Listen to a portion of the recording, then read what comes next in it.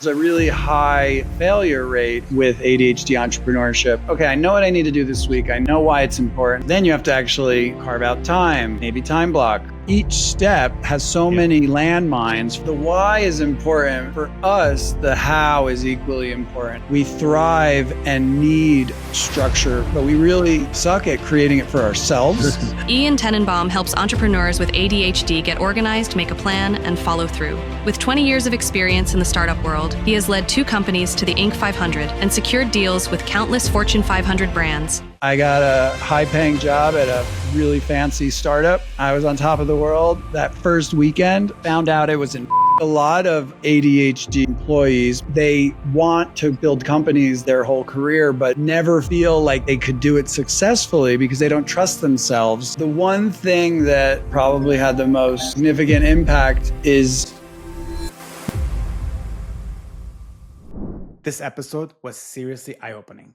Ian dives into the world of ADHD and entrepreneurship, showing how something most people see as a struggle can actually be a superpower if you know how to use it right. And there's this one point in the episode where he drops a super simple but game-changing strategy for ADHD founders that totally flipped the way I think about planning and execution that I think everyone can benefit from. Welcome, Ian.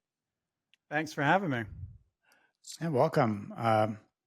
It sounds very fascinating, interesting, chaotic. Like I can use a bunch of adjectives, but I can't wait to hear your story. Art and I were talking about this at one hand. We're like, can most entrepreneurs, I wonder if most entrepreneurs identify as ADHD because there's something that goes along with that. That's the superpower side of it. While at the same time, also hard to say whether or not people just feel that way when they're moving fast and trying to do multiple things at once. So maybe that's actually a good place to start off, because today it does feel like, ADHD is one of those things that comes up quite a bit as, I say it's usually brought up more as a struggle when a lot of people say it. Whereas again, I think you look at it, I think I look at it as possibly actually a superpower if you could channel it right. But can you give a little bit of background on ADHD in your own experience and how that led you in the path that you're on today?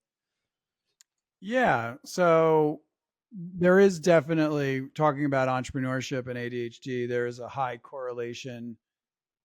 I think in the general population, let's just say 5-10% of people have ADHD. They speculate. Entrepreneurs, they think 30-40% of entrepreneurs likely do. And there's a lot of reasons why. But my personal experience, my personal journey was growing up in the 80s and 90s, very active, rambunctious, hyper kid. I was always considered ADD, called ADD, thought I was ADD, but didn't know what that meant. Wasn't really formally diagnosed. Wasn't something back then that was approached, treated, thought of as a real thing. It was thought of as a problem or you're difficult, right? So when I was in college, I was failing out for a number of reasons in my first semester freshman year. And I had to withdraw from the university. And I was formally tested. The university required for me to come back. They wanted me to see a psychologist, be formally tested, and then get some type of study skills and training. Interesting. And that's when I was formally diagnosed. So it was like off the charts. Yeah, obvious we knew this, but it was official at that point. And then I started just a summer of ADHD and study skills. That was enough to get me back into college. And then I never thought about it or looked back again until I was 20 years later.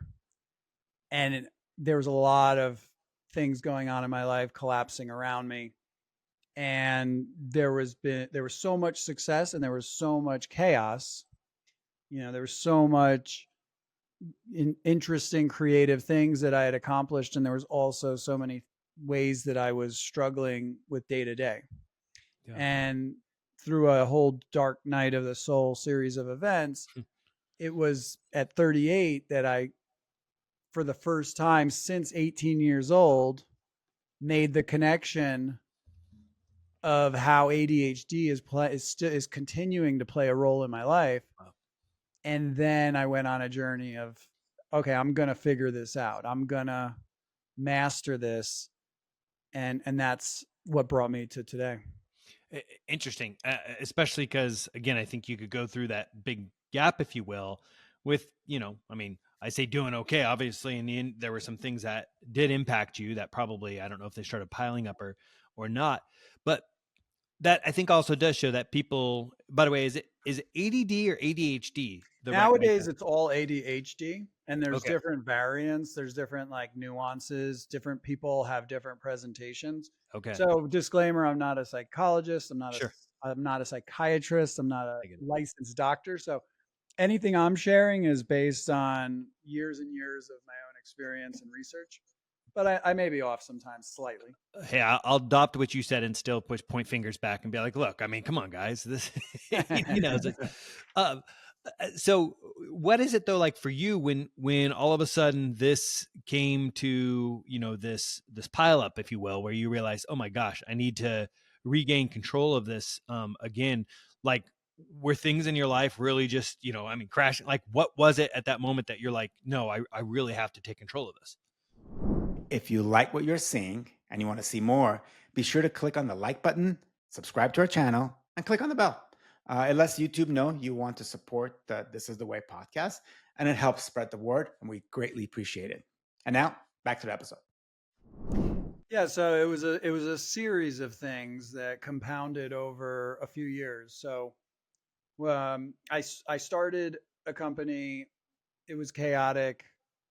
Raised money from investors, famous celebrities.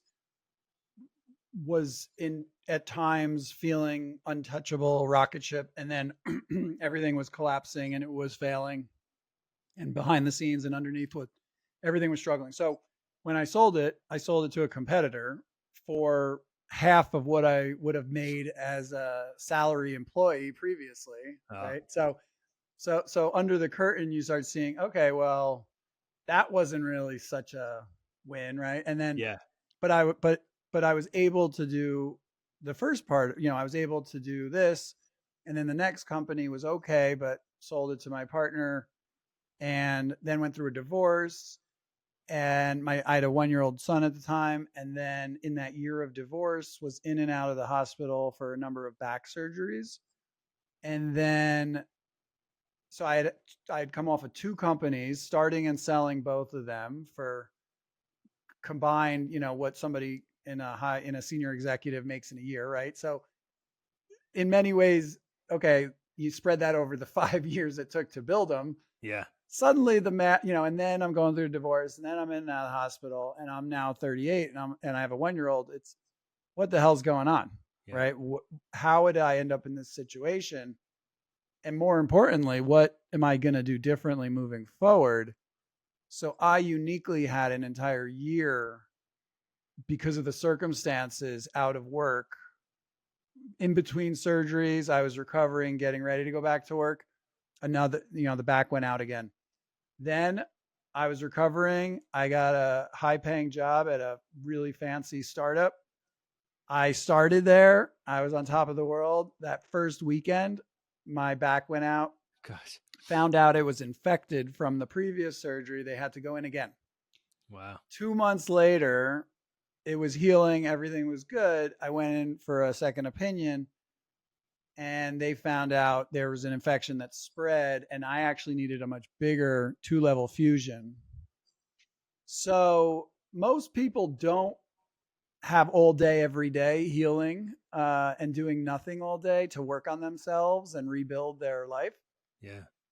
So I was fortunate in that regard, but then it also showed me how little most people know and how much I had to dig and discover and hodgepodge together, and spent years then from then on working with coaches and psychiatrists. And it started to feel like this is something people need to know more of.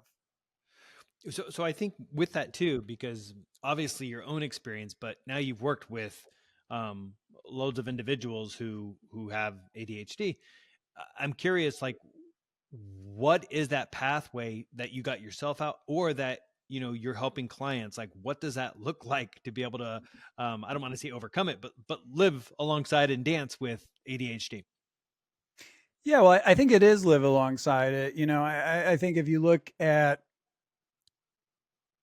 different types of physical disabilities, there's countless examples where people maybe with one leg have gotten a prosthetic, they've learned how to do it, they go in the Special Olympics, they're more athletic than I could ever be, right? And in the grand scheme of things, their life isn't, not to speak for them because I don't know, but I'm saying there are circumstances where you have to maybe work harder, but it's not like there's things you can't do.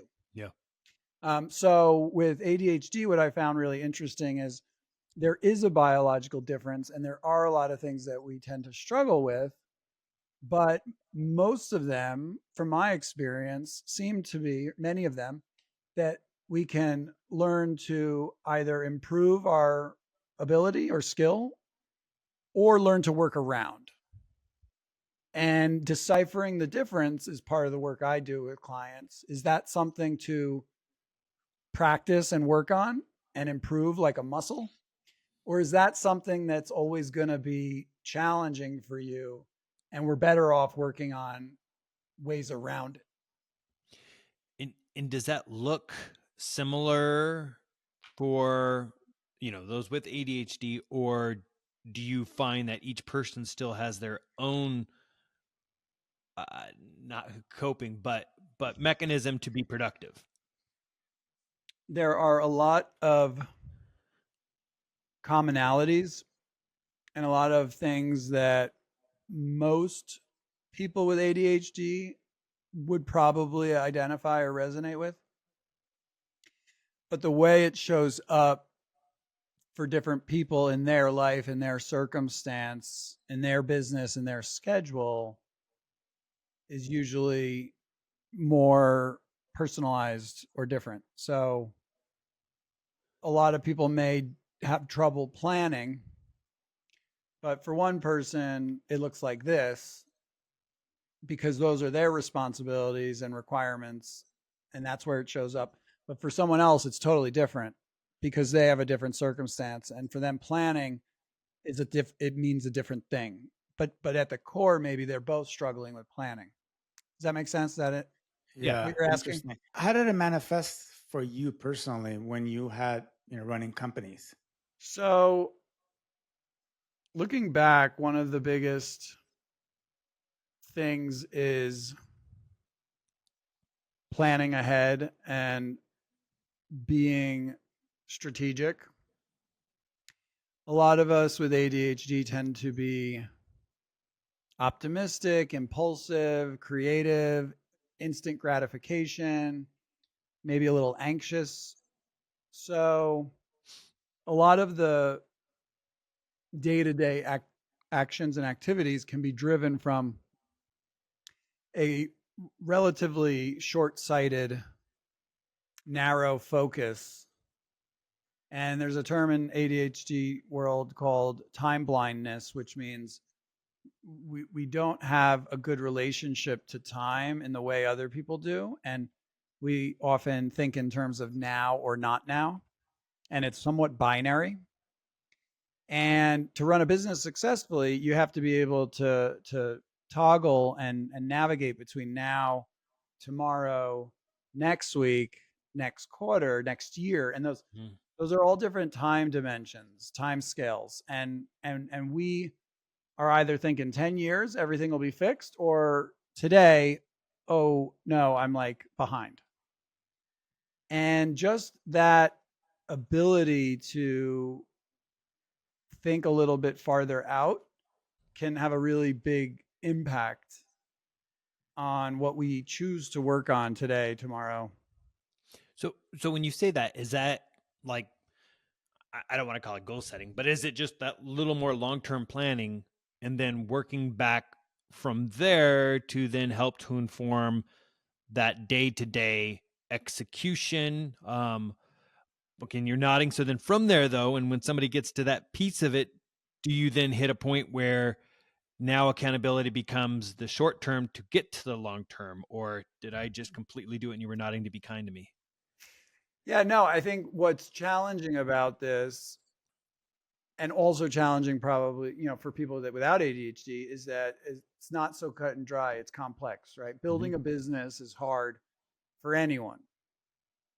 Layer on top of that some of the logistics, executive functioning, planning, time management, organization, prioritization challenges we have, it just amplifies all those difficulties, all those points that so it's not one or the other. It's you have to be able to plan, you have to be able to prioritize, you have to be able to execute today, you have to be able to say no to things, you have to be able to transition. There's so many different skills and layers to it, if that makes sense.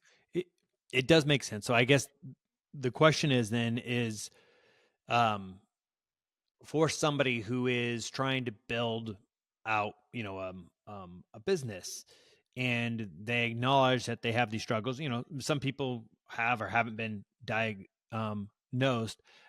What, like, what steps can they take, today, for lack of a better way to put it, that is going to help them to start, again, dancing with their ADHD?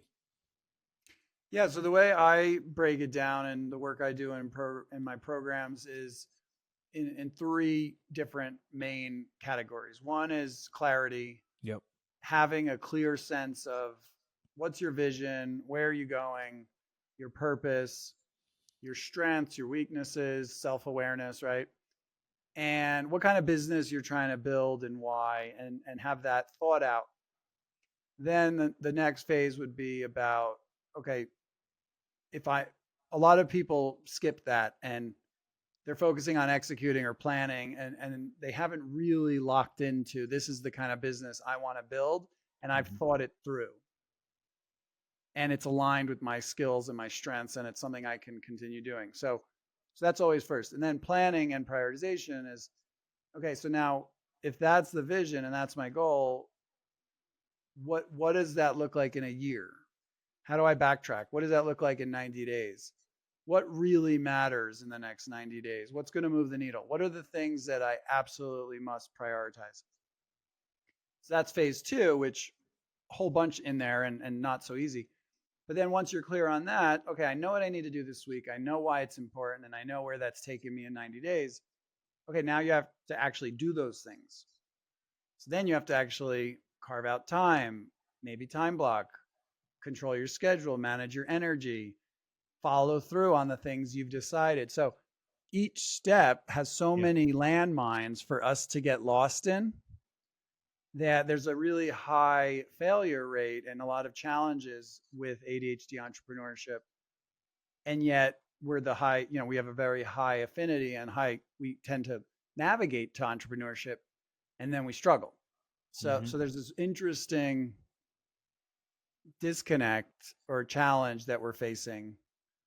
But when addressed and we learn these skills that we never learned when we were younger, it makes it feasible.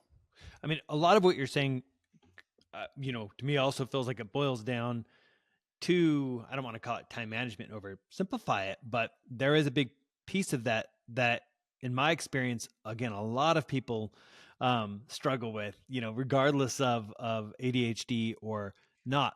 But if I'm, reading into this a little bit more myself, I think the key is for individuals that are struggling with ADHD, which again, as you showed by the numbers initially, highly, or a lot of entrepreneurs tend to lean that way. And I think it makes sense. It's, the mind can be going all these different ways. You see these things that are exciting, you start pursuing the thing that's exciting, but the challenge sometimes is then you might get distracted by the other exciting thing. So this time management, for lack of a better way to put it, I know I'm over, some of it's, if those individuals can't figure that out, then they have a higher likelihood that they're going to find themselves on to the next thing without ever actually built what they wanted to build. Does that sound fair? Yeah, in many ways, because essentially we're only as successful as in any endeavor what we choose to dedicate our time and energy to, right? And that is the only way to create any kind of output or tangible anything, right? So yeah, it all would boil down to what are you choosing to spend your time on, and how effective are you Right. in that time? So now when you mentioned the, time blocking, getting down to that, is that similar concept to when you've mentioned, the idea of compartmentalizing, like, a chef in a kitchen does? Yeah, so I've actually been using an analogy lately a lot as uh, the way when you go to a busy restaurant, a chef is in the kitchen cooking. The chef is not, when you order the item, prepping and cutting the mushrooms and going and getting, a sauce and going and, there's been a day of effort. There's been a lot of things prepared in advance. There's a lot of Hmm. ingredients that are ready to go. The menu has been thought out, Yeah. right? So that all happens separately. But in the moment he's cooking, can be more creative and quick with the ingredients. So going back to what you're saying about compartmentalizing it, it's what does that look like for us entrepreneurs? How do we separate the buying of the vegetables with the cutting of the vegetables, with the preparing of the sauce, with the cooking of the dish? And what I just described is a lot of executive functioning. It's a lot of logistics, planning, Hmm. structuring, sequencing. And those things don't necessarily come naturally to us in our brain. I've heard a lot of my clients, and I can identify this with this. It almost sometimes feels like your brain hurts when you think or try to think about certain things, Yeah.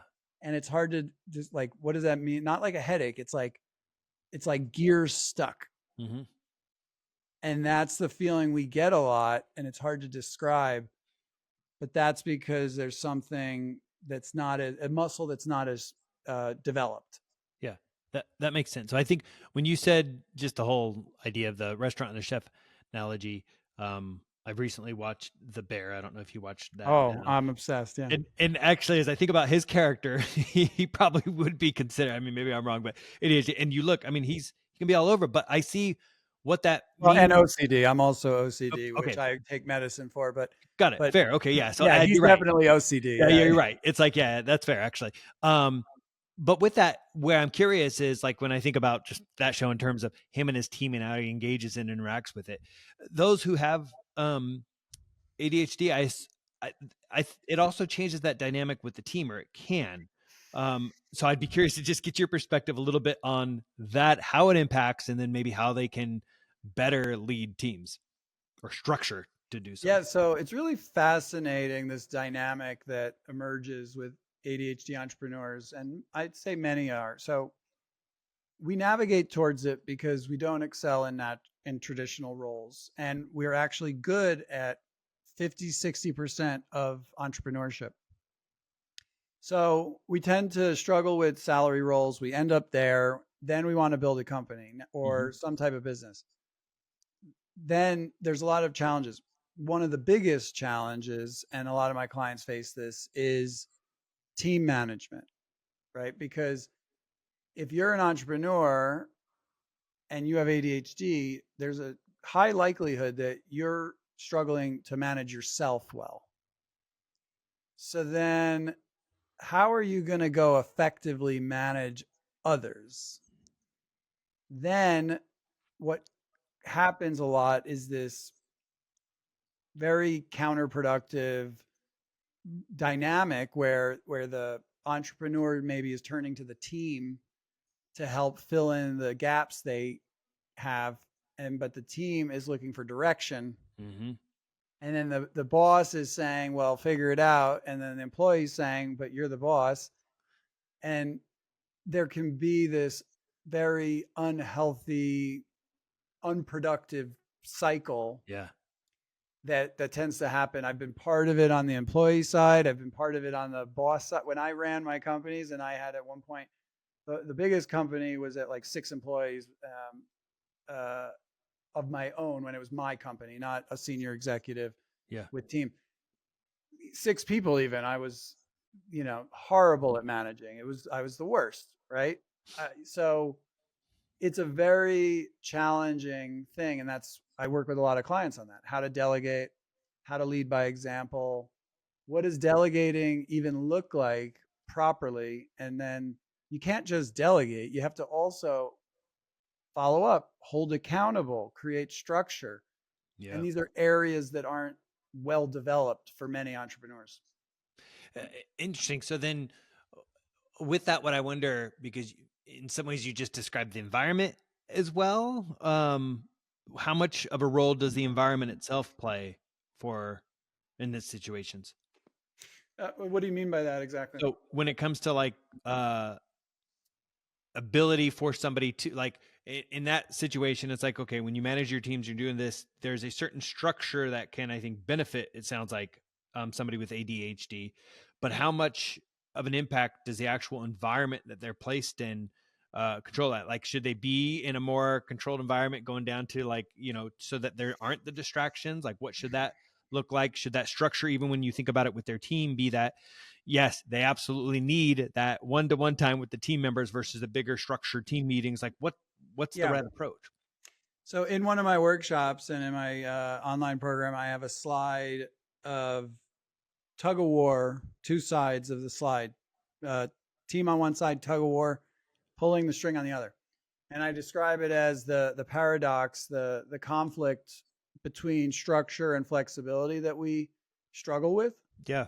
And it shows up in a lot of different ways. Exactly what you're talking about is when I was at high growth startups and moving fast, and I had a team and a bit more structure, I was always in sales. So I still had flexibility, but eventually I would start feeling restricted. Like I don't have enough I don't have enough freedom, flexibility. But I was thriving, right? So I would thrive with that structure, but then rebel. So I went and started my own company. Okay. Then when I start my own company, I have infinite flexibility, freedom, creativity. I could do whatever, but I had no structure. So then I tried building structure for myself and unsuccessfully, right? So then I left. And then I went, and after that dark night of the soul, I went worked at public companies as an enterprise software senior executive for a few years, and I had plenty of structure, but I felt like I didn't. So the point is that it's something that we struggle with. We thrive and need structure, but we really suck at creating it for ourselves and maintaining it. Yeah. So what are we to do, right? So with my clients, we're constantly trying to find a way to develop a fluid, I think of it like the volume in a car. You don't imagine if you turn the car volume on or off, and you turn it on, it's blasting. Turn it off, there's no music. You'd be like, I can't, it's on or off. It's so frustrating, right? Yeah. We can lower the volume or raise it depending. And for us, it feels like we're born with the on or off switch on structure and flexibility, right? And we have to learn how to install a volume control. So we can create a little structure and then make sure create. So in terms of the context of this, the employees and the management and the environment, it becomes, when we don't have the structure, we get overwhelmed by the flexibility. Yeah. When we have too much structure, we rebel. And then that's why a lot of us go from salary job to starting a company to looking for a job again to starting a company, from one role to another company, probably average 2 years here, 2 years there. And one of the earlier questions you said is like, where does someone start? What could they do to work on this stuff? The first thing is just understanding if ADHD resonates or if you've been diagnosed, what does that mean and how's it showing up in your life? And do you like that? Right? Because now I can say, yesterday I wanted to change a whole bunch of stuff with my marketing. I wanted to, pivot some brand direction and I talked to my marketing guy. I'm like, and I was able to catch myself and say, you know what I really need to do? I need to make a video on how ADHD people tend to get frustrated with one thing and completely change everything overnight and then change it back the next week. So I was able to recognize I was doing that classic cliche thing. And I was able to catch it and say, that's probably not helpful. Yeah. But I understand why I'm doing it. And it's not about this or that. It's about some other thing. And now that I'm aware of it, I can choose a better path. Uh, What's fascinating about that is I think in the workplace in general, like as you said, I'm sure there's some people who listen to this and be like, oh, you just described my boss or this person in the organization, where it does feel at times like, you're just trying to keep up and it's chaos. And of course, anybody downstream of that just has to pay the price of what happens there. Whereas if they both understand how that person is going to think, then they can manage up, for lack of a better way to put it. But at the same time, if that leader understands that, then they can also give themselves a beat, around things and be like, okay, I know I want to make this decision. I know I'm excited, but going back to it, where is it that I'm trying to go? The clarity piece of it, so that they can then make sure that whatever the execution now is the thing that's going to best align them and get that way, not just what feels. I don't want to. I always think of the movie Up. When a squirrel, it's like that kind of mentality of what you chase in that way. And I'm surprised, actually, just as we have this conversation, though I shouldn't be because I didn't bring it up when I was in corporate America, that there aren't more conversations and training around this topic, especially because I think, again, probably some of those who thrive, and I could speak for myself this way, and I think others, but this whole concept of entrepreneurs, the entrepreneur in an organization, because in some ways I would be curious if a lot of them were, more ADHD, because there's this tendency that, like what you said, of how they want to break free, but then they want the rules. And if they could find that happy place where they can do some of that within a corporate environment, because there's enough of the structure, but there's enough freedom for them to be Well, that's why a entrepreneurs. lot of us tend to be salespeople, because that Huh. is kind of you have a lot of freedom. You're very outward focused, Yeah. maybe travel. But I think a lot of ADHD employees, most likely, I would guess, and I've had clients who've worked through this with me, recognize their challenges with some of these areas of Yeah. entrepreneurship, so they want to build companies their whole career, but never feel like they could do it successfully because they don't trust themselves. Hmm. But so those are, I would say, more self-aware, and there's actually a good side to that, right? Mm-hmm. Know your strengths, know your weaknesses, right? But then I feel like there's probably also a bunch of people who are holding themselves back, limiting themselves from a dream business or building something because they're scared of how they'll do it. So yes, we don't learn a lot of these things. And I am building my business now focused initially on the entrepreneur. And in business, I have a number of clients who are not entrepreneurs, but I do see the need and the potential to do a lot more of this type of thing Yeah. in a corporate environment in the future. Yeah, just again, it's one of those things. If it can be unlocked the right way and channeled the right way, I could see how incredible that could be. And would you say that anybody diagnosed with ADHD is more risk tolerant Oh, compared to? 100%. Yeah, that's, Okay, I suspected that based on the way you're describing it. yeah, well, I think so. I have a slide on it somewhere. There's several specific reasons why people with ADHD are more likely to become entrepreneurs. And I think it's the creativity and innovation, the spark for changing things, doing things differently, which each of these is a double-edged sword. Mhm. The risk tolerance and the impulsiveness and the short-sightedness of I'm going to do it. It's exciting. I'm going to move fast. And what's the other one? I'm going to pull it up while we're talking, but there are specific traits that make it, but uh, conversely, there are equally as many that make entrepreneurship challenging for us.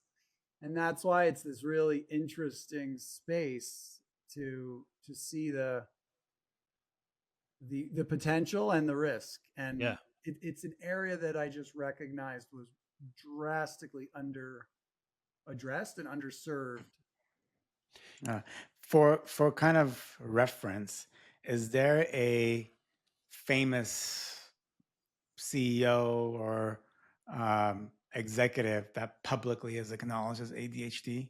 Oh yeah, tons. I mean, the founder of JetBlue, who's Hmm. Needleman, I think. wildly successful, and I think Bill Gates has, it's different autism, and there's a lot of comorbidity with Yeah. autism and ADHD. Richard Branson as well as Oh mentioned yeah. that, which you could see with the number of his company. Oh, But there's countless. Yeah. yeah, he's done really well though, and I think this is the key with I mean, I say the key, as you said, there's a lot of different ways, but I think when, like, whether it's Bill Gates, whether it's Richard Branson, they've had really solid operators with them too, if that's, a fair way to put it, that I think has helped. And who knows, I don't know if we go back, Art and I being at Disney, I don't know if you'd go back if Walt Disney fell into that spectrum, but it's like Walt and Roy, that partnership there for them in many ways. Roy was the ones who was a little bit more like the structured, like, okay, we got to actually do this.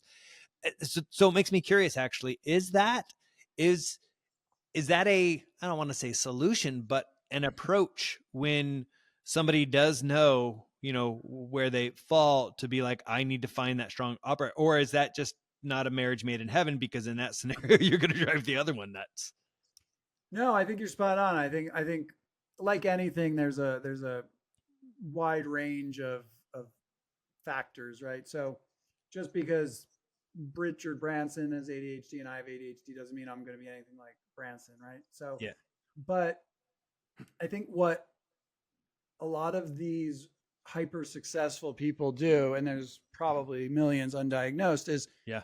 they have so much energy, so much passion, so much creativity, innovation, brilliance early on, that they're able to get over that initial, let's call it escape velocity, to be able to surround themselves with highly talented, capable people for all those areas they don't do well, right? So if somebody has a salary job and they're 35 and they're making 100 grand a year and they decide they want to go leave and start a company, they can't afford a COO.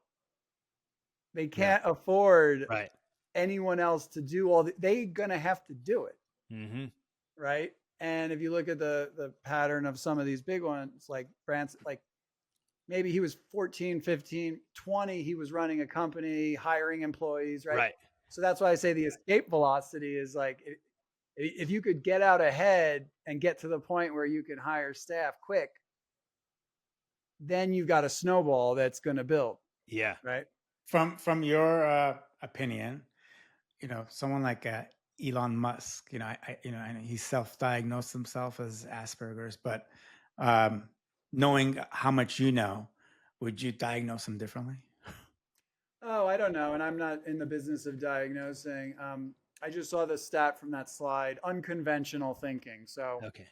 the Yep. three main things, it was creativity and risk taking, and then unconventional. So unconventional thinking, that would be, Musk, Bill Gates, like it's going against what everyone else is. It's not accepting. It's different than creativity. It's everyone's saying this, but I think this, or I don't agree with that. I think this. So that combined with the risk tolerance and the creativity of how to do that. And but then where we struggle is the execution of that master plan. Right. Right. So I'm curious there then, because that maybe kind of points us a little bit towards the business that you have built with Accountable. Like, and is that, am I getting the name right? Is it Accountable or is there more to it? Yeah. So what specifically is it that Accountable does in this space? So two main parts. One is a community program with some on-demand learning, but the basis of it is weekly meetings for group planning. So people come and plan their week, review the week before, and build that muscle, that planning muscle that we could be told 100 times that we need to plan our week consistently. But if we don't have a scheduled event to show up, we're not doing it. Right. So that's one element. Another element is a weekly group coaching call where we troubleshoot, address blockers where people getting stuck. And then another element on Friday is a weekly workshop where we learn skills and strategies and about ADHD and a deeper understanding. And then throughout the week, sprinkled are these co-working spots where people can come, log in, put on music and a timer, and do that, classic Pomodoro, body doubling to hold each other accountable and be more productive. So that program is turnkey, and that's element one. Mm-hmm.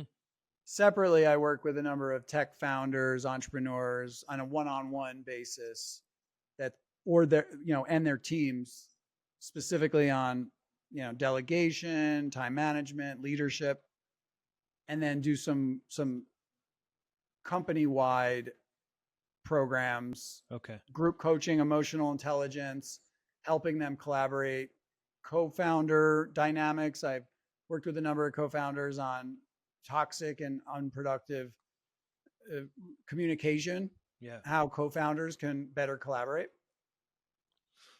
And so, with what you described there with that, those weekly activities, is the idea there that when people come into that, they stick long term, or is it they stick with that until they've built enough discipline around that? And especially because sometimes the challenge is it's not just the discipline, sometimes is the mechanism. So that's why I wonder if it's a longer term thing or not. Yeah, I think it'll be both. I think there's elements that I view like a gym membership where, Yeah. It's an ongoing thing. It's part of your routine. It's helpful to have a place to go and helpful to have that schedule of classes when you need Mm-hmm. them, and manageable, financially affordable, accessible, and something you can dip in and out of as needed, more or less. Yeah. Then there's also some elements that people will need more support at certain times and less others. Mm-hmm. So I think both. Long term, though, I think a lot of us, especially in this day and age of remote work and a lot of solopreneurs and people with small teams, we could use the structure in a Sure. ongoing way. Yeah, even that buddy system sort of thing. I remember hearing a while back because there was, I forget what it was, but there was some site I think kind of created a little bit around that, but not specific to like ADHD. Oh So I yeah, think there's Focus Mates, which is a big one. yeah, which is interesting. And I remember actually at one point Art and I probably chuckled at that because we're like, meanwhile, we might be chuckling at it while we happen to be sitting together as buddies somewhere, doing things. Because the concept of it at first was a little bit like, well, why? But there's something to the account that it's not even, it's accountability, but it's not. Sometimes it's like, heck, just before this call, I had my kids out here and one of them was working on something kind of alongside with me. And just knowing that he's getting his thing done, I'm getting my thing done. There can be something like to that, even though it may be little more than just, setting it in your own mind, but having that sort of, again, environment or There's structure. an energy. We're Yeah. innately and inherently social creatures, and Right. Yeah. I think it's evolving as a solution to the disconnect. And when we're so spread out, there's probably times I happen to do a lot of coaching and calls. There's probably a lot of entrepreneurs that if they didn't go on something like that they wouldn't interact with someone all day. Yeah. They'd be behind their computer screen. So I think we're going to see more of these community type online community, especially with AI making things easier and quicker, Mm-hmm. and tech being commoditized, and anyone can achieve anything. Then we're going to need more connection and community and support and learning from each other. That's a great point. I'm curious if there's any kind of examples that come to mind right now with some transformations that you've seen with some of the clients that you've worked with. Oh yeah, tons. I have a client who just wrote me this whole long thing where she started with me back in May, so not quite a year, but close. She was about to, give up, go get a job, spent it last year or two trying to figure out how to do it, and was just struggling. And we immediately just started addressing the specific things that were holding her back and identifying what's a problem that needs fixing and what is a distraction. And there's actually only a few things that really mattered. And there was the, proposals weren't getting submitted timely. She wasn't turning around quickly. There was a number of quick fixes that weren't so easy for her, but we would work on weekly or biweekly. Yeah. And immediately started seeing, now she's, I think 7 times the income, is stable, is growing, is That's great. expanding her business, and is incredibly grateful. And I have a number of other clients like that too, that, Yeah. With this ongoing support and addressing the real underlying, issue, have been able to completely transform their lives and their business. And that's much more rewarding than the enterprise software sales I was That's selling. fair. Yeah. Makes sense. Yeah. I had something else that you had said that just came, I was thinking about too, is you had said about just again, that structure. I had a professor who at one point, well, he was a producer of movies, television, but he also was a professor. And the reason he did that is because he wanted that structure of, in his schedule, so that at least he knew, because producing can kind of come and go and how that looked, but the rest of that just really helped him and it let him build his kind of thing around that. I don't know whether there's any ADHD or anything there, but as I think a little bit more to it and some of the things, I wouldn't be surprised. But that's interesting how some people do find what works for them, and or at least elements of what work for them. But I do think it would be so interesting to see how many of these folks, because I do think ADHD can be a superpower if it's channeled the right way, of what people could do with it. Is there something, because if there's individuals listening who are like, oh, okay, well, maybe I do, maybe I don't. Should people actually be tested for this? Does it matter if they're tested and get a yes or no? Or like, how does somebody actually, if some of this resonates with them, how do they know what they should do as a next step, even when it comes to like, am I not? Yeah, it's a great question. And I think it's different for every person, but a lot of it comes down to, what are we trying to accomplish? If somebody's curious because they're struggling, Yeah. then, okay, what exactly are you struggling with? Does it sound or seem like it's ADHD related? Okay, maybe you do want to go see a psychiatrist. How much is it impacting you? Is it something you want to consider if it's an option, medication or not? Mm-hmm. A lot of people are probably undiagnosed. They don't Mm-hmm. need to be diagnosed. They don't need to fix anything. They don't need to address anything. They just learn that they might say, oh, that sounds like me, but I figured it out. I'm fine. So it all has to start with, what are we trying to accomplish? Yeah. And whether it's a formal diagnosis or not, we need to tune into what are the specific barriers or challenges. And if ADHD helps us understand it, Sure. and give us some peace of mind or self-awareness, or a lot of people feel this sense of relief, like everything makes sense now, or I'm not so frustrated, or I'm not so confused, because now that I'm diagnosed and I learned about it, it explains the last 20 years of my life. And that's powerful for some people. Sure. Then you can start saying, okay, so now what are the strategies I can try that I wasn't aware of before? That makes sense. I think some of the thing I've seen, and with some doctors too, because I know you mentioned psychiatrists, some people go into the doctors just have a questionnaire. They answer a questionnaire and the doctor's like, yeah, okay. Or, no, but I often find the answer sometimes for that in general can still be, we could try these medications. Whereas again, I don't know. I mean, there's different ones that have the attempt to help with focus and other things like that. But I think the reality still is they may be trying to solve it with something that actually, I don't want to say doesn't solve it, because in some cases those can, but where I'm going is that sometimes it's not that, it's again, the structure and these other things that are actually really going to help somebody. Honestly, with what you're doing, I feel like in general, that support group for entrepreneurs is like ADHD or not, the things you got to go through, and the not just self-awareness, but the ability to self-manage can be so difficult, I think, for everybody, back to the emotional intelligence side of things too. I mean, that's hard. And some people are really good at it and some people are not. So I think just the idea of kind of figuring out what works for somebody to find a way to manage that beneficial, no matter what. Uh, Yeah, I think it's helpful to just draw comparisons to other things we're more familiar with. So if I was to tell you that I've been feeling sad lately, mhm. do you think I'm clinically depressed? You'd be like, well, I don't, I don't, that's not, so I don't, I mean, you're just feeling sad lately. Yeah. I don't know how I could, and Yeah. then, so should I go see a doctor? It's like, well, I mean, how sad are you? How long have you been sad? Are you not able Right. to go to work? Like, Yeah. it wouldn't be so like, oh, so everyone's depressed now.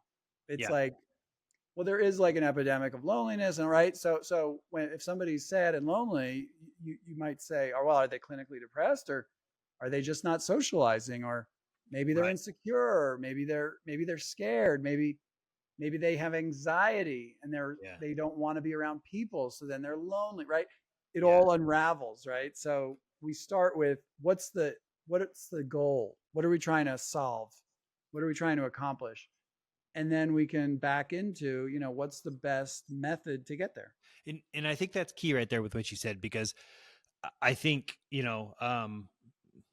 society today, however you want to say, it's like, I think there is that tendency sometimes um, to diagnose something, but just for a diagnosis, for the sake of people feeling like they have something, what to call it, instead of actually thinking to it, what do I want to be better at? I want to be better at my, sticking to my long-term plans. I want to be better at these things. And it's like, I think once you do that, then it's like, okay, great. What are some of these things that you can focus on? If execution is a struggle that somebody has, how do you get better at that? So with that, I am curious. And for you, is there like a number one go-to for you that you said, like, whether it's your tool or whether it's a habit that has really helped you in feeling, again, like you're dancing the dance a little bit better with ADHD? Yeah. So everything you just said made me realize that, and I never thought of it this way.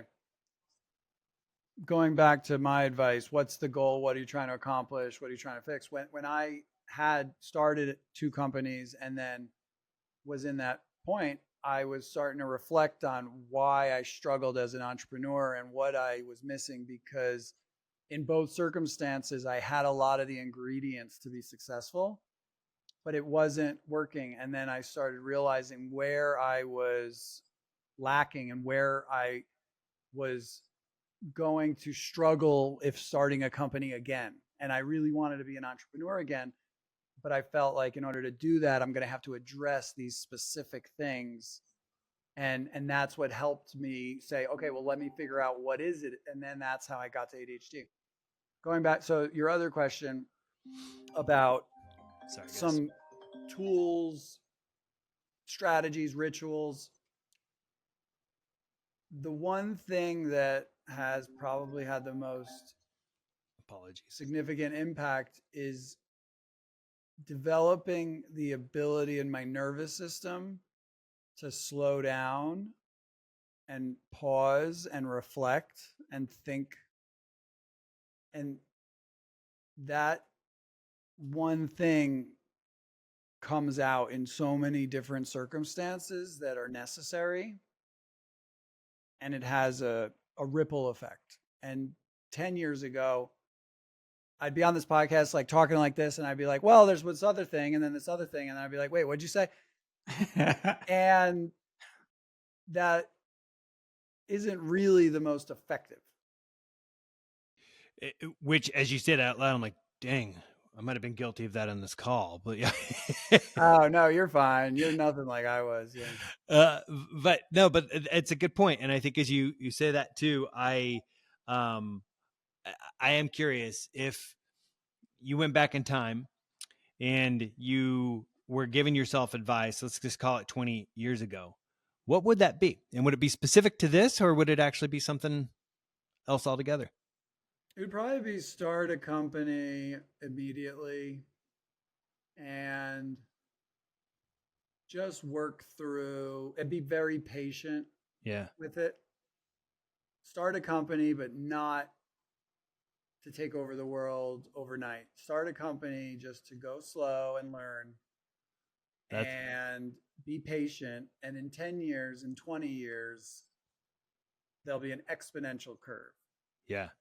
I think that's great advice. I also think it's really interesting now when you look at where you're at with your company now, that this one is, well, I can't say enough about your previous ones. So this feels very purpose driven. Yeah, very much more so. Yeah. Yeah. And I think, with that and what you've channeled, but it also feels like, sure, I'd profit, all the other things in the end, is a key piece of having a business, but it feels like you have found this thing where, your background has just led you here in this way that at least it would seem to come with a level of fulfillment, and that, I don't want to call it to keep at it, but that's gonna, I think that's where some people struggle, is when they'll start a business, but it is purely for the profit and not for, even if it's just for the learning, to say, I'm going to learn this, I'm going to do this, with that mentality, it lets people build upon that, versus getting frustrated, at themselves along the way. I mean, it seems like you've definitely nailed your why, which, most people struggle with, including myself.